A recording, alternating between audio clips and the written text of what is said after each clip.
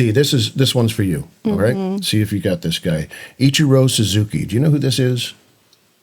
He's a baseball player. He's a retired baseball player. That's right. Why has he been in the news recently? He was nominated for the Baseball Hall of Fame. He's just been voted in. Oh, voted in, yes. And that's the controversy. 394 votes cast. He received 393. Right. Who is this writer that didn't vote for him? And he had this to say. He said, if he knew who he was, he would invite him over to his house. We'll have a drink together and have a good chat. And I'm thinking, isn't that a great way to approach a detractor? How gracious is that? When someone votes against me, is my first reaction to invite them over to my house for a drink and a good chat? Probably not. But why not? Let's be honest. The national dialogue has soured somewhat recently, wouldn't you agree? We've moved from healthy debate to a diet of packaged, processed talking points sourced from our favorite single point of view news feeds. Political interviews, Senate confirmation hearings, social media, there's nothing new there. No one is listening. Everyone is firing their bullet points across an ever-widening gorge, and it's hard to see a way out. When everyone has exhausted their supply of prefab answers, will we have reached an impasse, a dead end? Maybe it's that moment right then when we do something for which no one has a ready-made meme that they can copy and paste at the world. Maybe that's the time for something new. Maybe that's the time for the next question.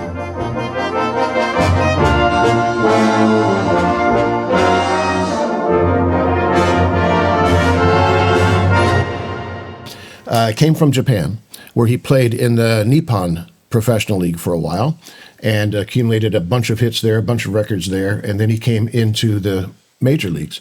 He holds the single-season hit record with 262 hits in one season. And how many games are there for him to accumulate those? 160-some. Oh, that's pretty impressive. And that was the beginning. When he hit that 262, that was the beginning of a 10-year run of 200-plus hits. And he had a 10-year run of Gold Glove awards, too. 10 in a row for a right fielder. Tying, I'm looking to Jan and Rob right here. Al Kaline. Al Kaline with 10. Very good. Now, here's another reason for mentioning that, because there's a writer named Jeff Passan, and he's going to be like a headhunter. He's going to go after this guy. He calls the writer a coward. He assumed he knew why the guy didn't reveal his name, and then he judged him based on his assumption, which is a classic error that I see all the time, especially on social media. What I'd like to do is see if we can move beyond that. You know, how can we move ahead with our conversation? I used AI to prepare for this. Did you? How did you prepare? What did you prepare? I want to know, what are the characteristics of Stoicism? Well, I have to be virtuous. Mm-hmm. Oh. And I also have to... How do they define that? I'm just giving you the bullet points. I don't have any real understanding. I'm just telling you what the list says. Isn't it like thinking on a higher, not on a higher level, but being generous of spirit, like slow to judge sort of thing? I mean, it's all like characteristics of an honorable person, being honorable, isn't it? Sure. There are basic 4 pillars to it. One is wisdom, think well. Another is temperance, manage yourself well. Mm-hmm. Another is courage and justice, address your community well. I mean, this is an ancient idea. You have positive emotions and you have negative emotions. And one of the goals of Stoicism is to emphasize the positive and try to deal with the negative so the negative ones aren't in your life all the time. There was another guy at the same time named Epicurus, and this is where we get our word Epicurean, and it usually has to do with food. But Epicurus had this idea of emphasize the positive, push the negative things aside. And that led to a sort of hedonism where it's pleasure-seeking all the time. And so Epicurean has been slipped into thinking as something that has to do with self-indulgence of all the pleasures in life. The Stoics took a different turn with this positive and negative. Yes, you want the positive feelings, but the negative feelings are there to strengthen you, and you play off of them.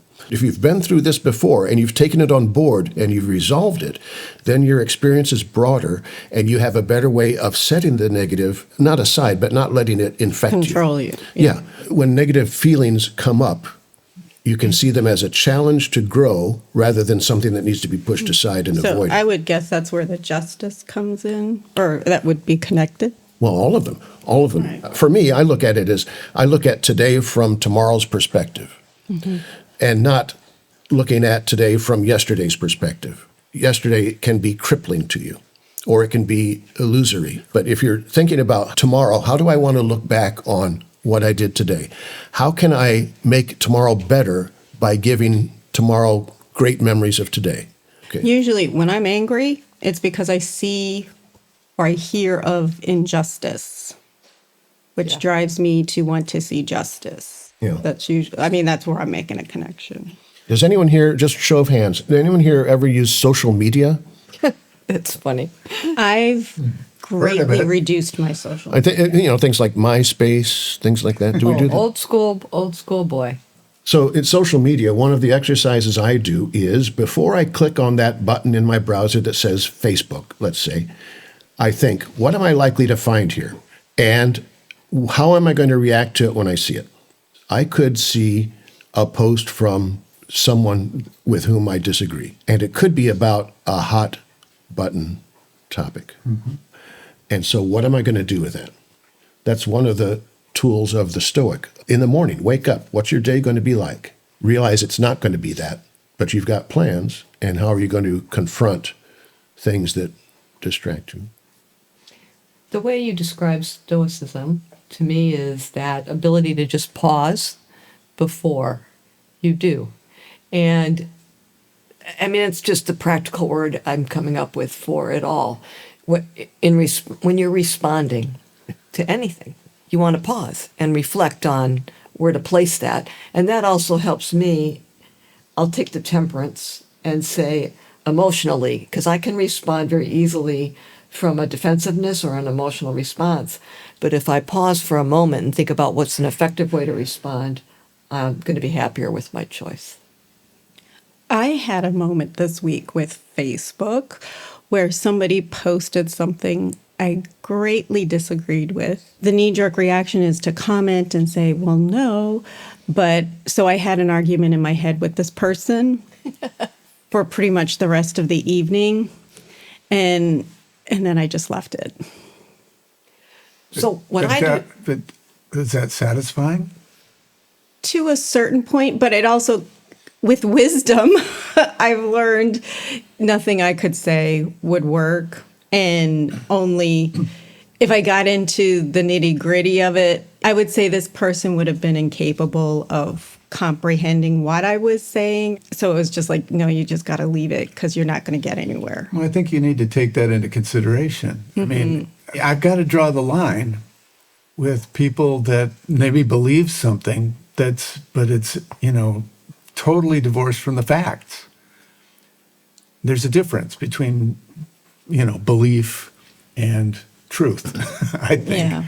Yeah. It might be true for you, but if it doesn't follow the facts, I don't know how to talk to a person like that.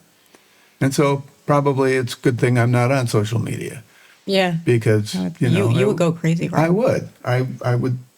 I would say things that wouldn't help, might make me feel better. Well, it kind of depends what your goal is. I mean, there are people with whom I engage for understanding why they said what they did. In thinking about our conversation today, I was thinking about who are the people that I would engage with. People who are not the same opinion as me, but maybe would be willing to think through in a conversation.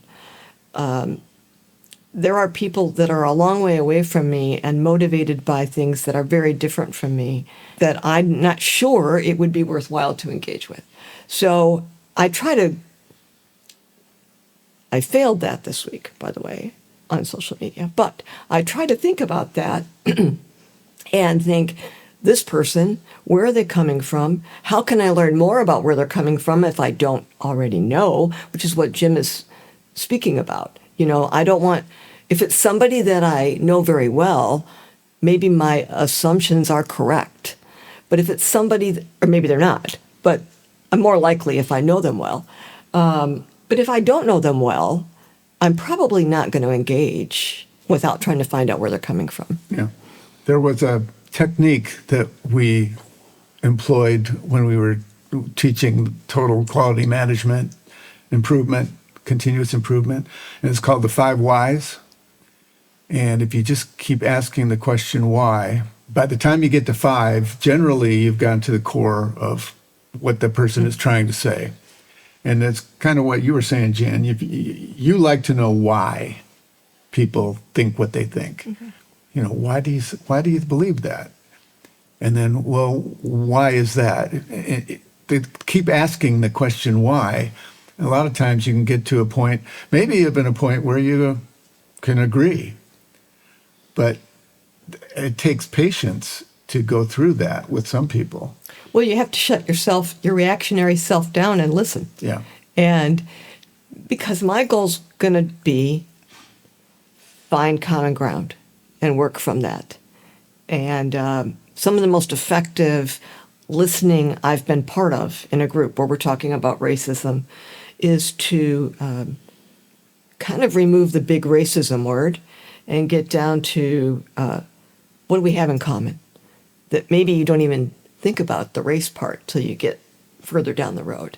When you're talking about the 5 whys, Rob, Yeah. see, I now I have a better understanding of things, because I was thinking like the 2-year-old was just being so 2-year-old. Why?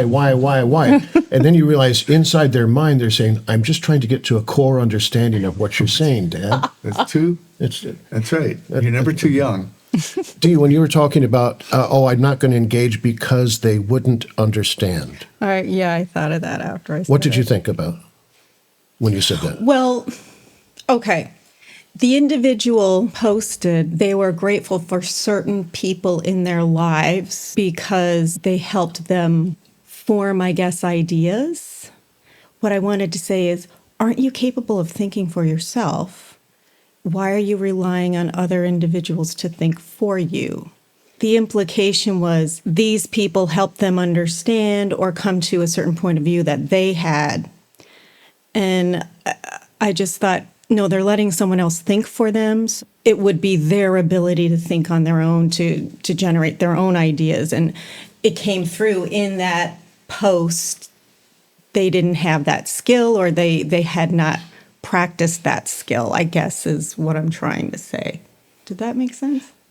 But doesn't that short circuit your ability to communicate with them? That assumption, you've decided ahead of time that they're not going to be able to take on board something. Therefore, your conversation stops there. That's true. Yeah. But this has been a consistent thing in years where I've seen, and I'm like, I assume, I will say, this person has come to their conclusions or beliefs based on other, I guess, stronger-willed people in their lives who help them think a certain way.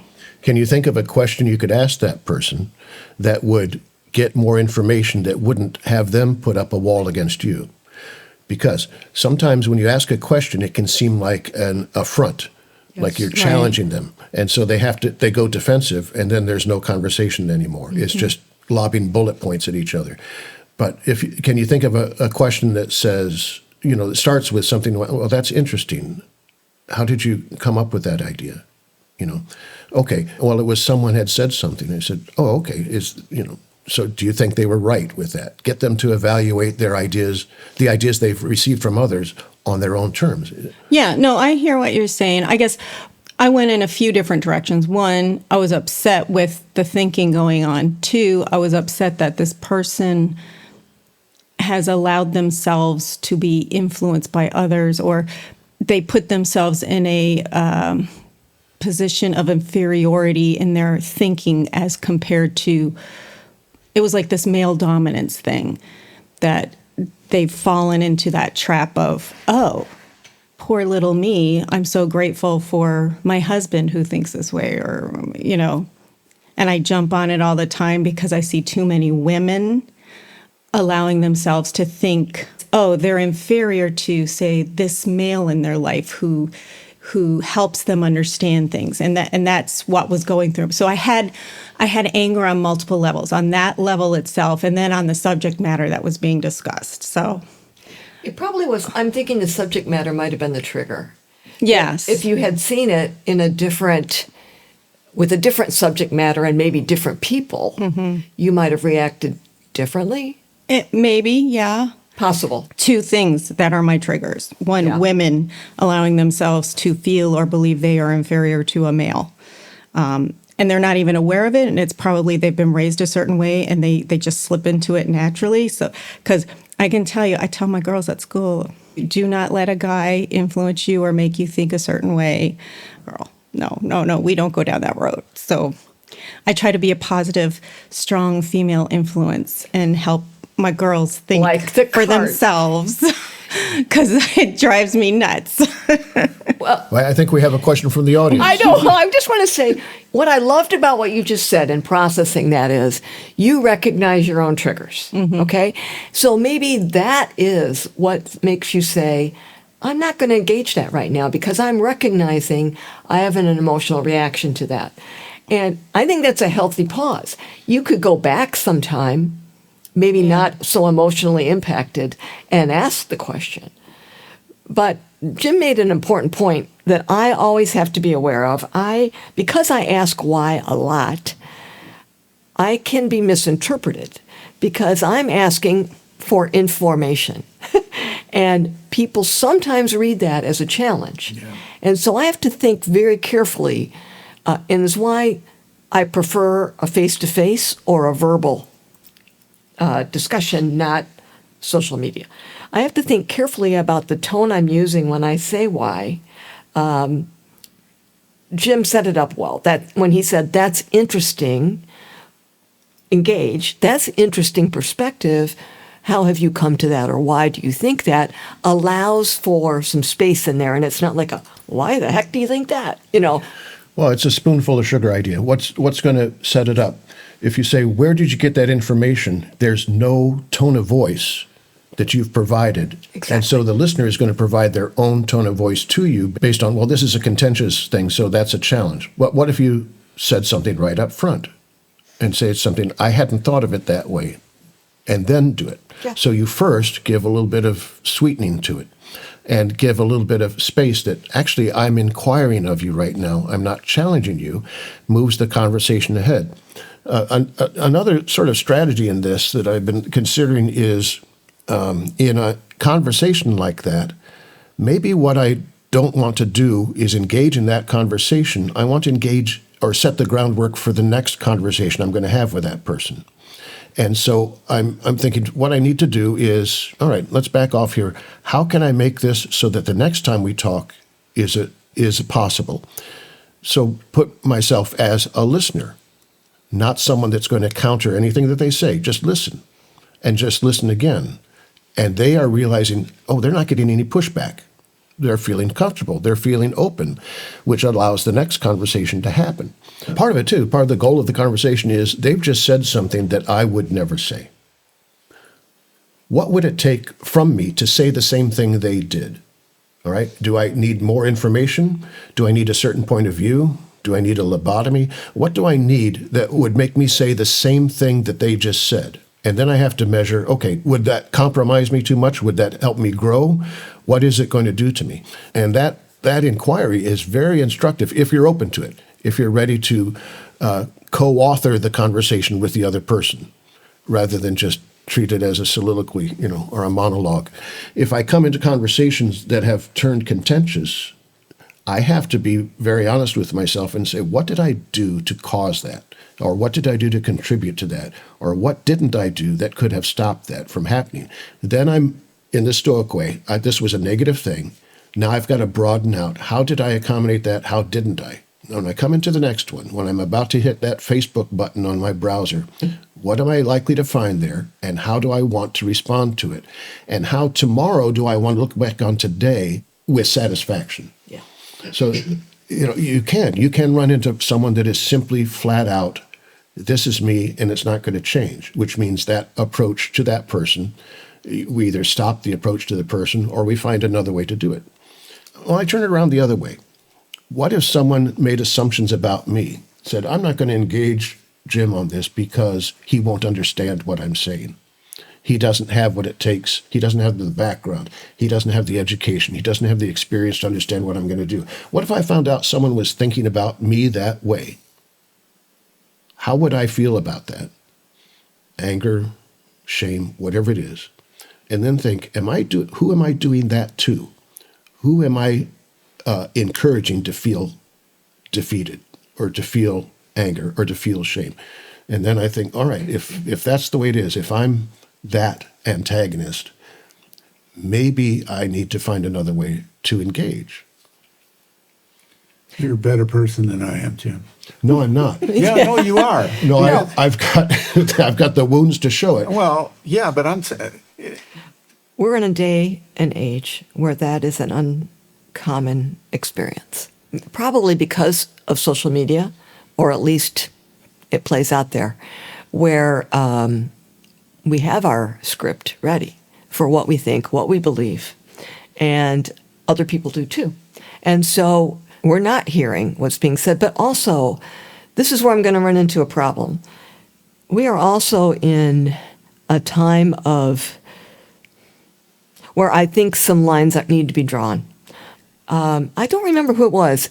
It might have been Maya Angelou, who said she had a rule in her house where if somebody said something racist in my house, they're going to leave.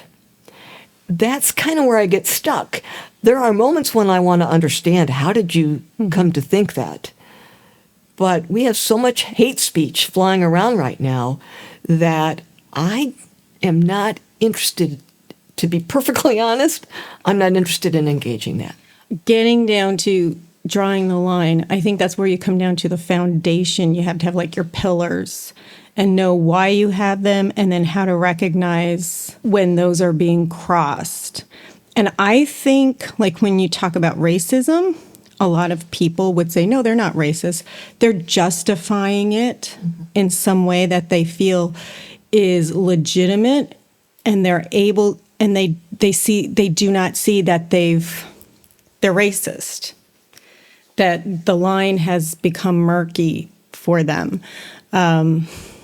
Like, I would say if it comes down to, immigrants, people would say something like, well, they're taking jobs. They're here illegally. But when we get down to it, there's only certain immigrants they have problems with. Because when I say I'm an immigrant, either people are surprised or they say, well, it doesn't pertain to you because, you did it the right way. I'll hear that a lot too. That's where, for me, it's so obvious. Do you not hear the racism that's coming through, that it's the brown people you have the problem with? It could be. I don't know that that's what they're after. They could be after something else. They could be after, I don't like the way the country's going. I can't define it. I haven't been able to define it, but it feels like it has these things. And this guy over here is saying something that, yeah, I think that's about right. It could be that. I don't know yet until I've actually talked to the person to find out what is it that they're actually afraid of, or what is it that they're motivated by. And if I go in with the idea, well, they're racist, that you've just flattened that person out of being a whole person, so it's dismissive of the person. So what's the thing in Harry Potter, Sorcerer's Stone, Philosopher's Stone? They're falling down and this tree starts to grab them, and Hermione is the one that says, just relax. Just relax. That's the first movie, isn't it? Yeah, Yeah. the first one, the Philosopher's Stone, the Sorcerer's Stone. And she says, just relax. In other words, when you fight against it, it holds you and it's going to destroy you. But if you just relax, then you can make some progress. What do you do, Jim, when somebody, though, you've had an exchange with them, and they do say something that is, by definition, racist? I mean, I could take the Elon Musk Heil thing. Okay, we can watch how people have decided that's not what it is. Okay, but it was what it was. And Stephen Fry is good on this. He says, Elon Musk is not a Nazi. the Nazis made really good cars. But I'm bum. I've set you up well. Yeah, I thought it was hilarious. it's a But wonderful anyway, line. But there are these points. There are maybe people who don't know why they think that way. I mean, go back to Deanna's example. There are people that just have a feeling, sort of like you're saying. There's a feeling the country's not going right, and I'm not comfortable. Now somebody's put some policies forward that might solve my problem. And I'm not recognizing the connection to race in those policies. I just know that I'm not comfortable with the way things are. So you do have to get to the next question to try to get to what that is. But there are also people today that are racist.